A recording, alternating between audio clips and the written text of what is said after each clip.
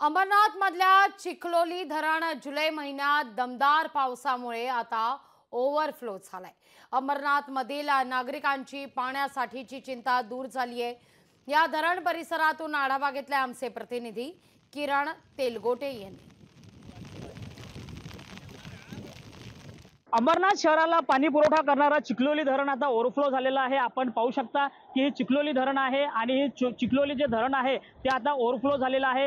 जून महिन्यामध्ये पावसाचं प्रमाण कमी असल्या कारणाने याच धरणाने तळ गाठला होता। आता मात्र जुलै महिन्यामध्ये पावसाचा जो जोर आहे तो कायम आहे आणि पावसाने जोरदार बॅटिंग केल्या कारणाने आता हे धरण जे आहे ते ओव्हरफ्लो झालेलं आहे। यामुळे अमरनाथकरांची पाण्याची जी चिंता आहे ती दूर झालेली आहे। कॅमेरामन अभिलाषसह किरण तेलगोटे, लोकशाही मराठी, अंबरनाथ।